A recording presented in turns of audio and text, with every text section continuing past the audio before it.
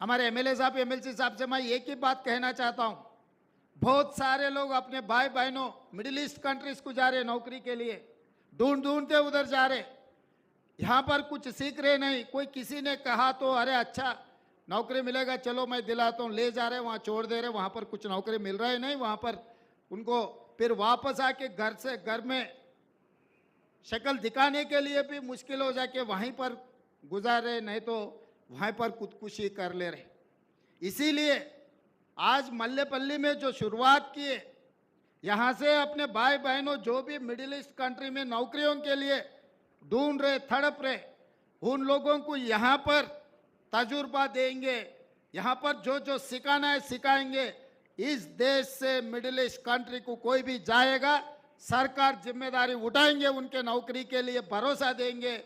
उनको वहाँ पर कुछ भी तकलीफ आए तो तेलंगाना सरकार उनके तरफ से वकालत लेके उनके तरफ से हम लड़ेंगे, क्योंकि आज के तारीख में खासकर मुस्लिम माइनॉरिटी भाई बहनों बहुत सारे मिडिल ईस्ट कंट्री जा रहे, मगर वहाँ पर जाने के बाद उन लोगों को कुछ समझ में भी नहीं आ रहे हम कहाँ है, क्या काम कर रहा है। कंस्ट्रक्शन, खासकर कंस्ट्रक्शन कंपनी, उसमें ये लोग जो सोच रहा है, ये तेलंगाना नहीं पूरा हिंदुस्तान में नौकरियों का जरूरत है, स्किल लेबर का जरूरत है। ప్రతి విషయంలో ఫాల్ సీలింగ్ నుంచి ఎలక్ట్రికల్ వర్క్ నుంచి ప్లంబింగ్ వర్క్ నుంచి డ్రైవింగ్, ఇవాళ రేపు 2 కోట్లు 3 కోట్లు 4 కోట్లు పెట్టి కార్లు కొనుక్కుంటున్నారు. సరైన డ్రైవర్ దొరకకపోవడం వల్ల ఎవరినో ఒకరిని పెట్టుకుంటే వాడు రోడ్డు మీద తీసుకొని పోయి గుద్దితే 10 లక్షలు 20 లక్షలు 50 లక్షలు రిపేర్కే ఖర్చు అవుతుంది.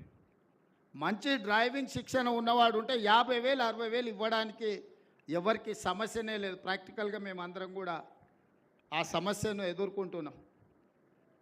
డ్రైవింగ్ వచ్చు అనడం, డ్రైవింగ్ వచ్చు, ఆటో కూడా నడపవచ్చు, లారీ కూడా నడపవచ్చు, ఇంకోటి కూడా నడపవచ్చు, కానీ నైపుణ్యంతో నడపడం అనేది ముఖ్యము.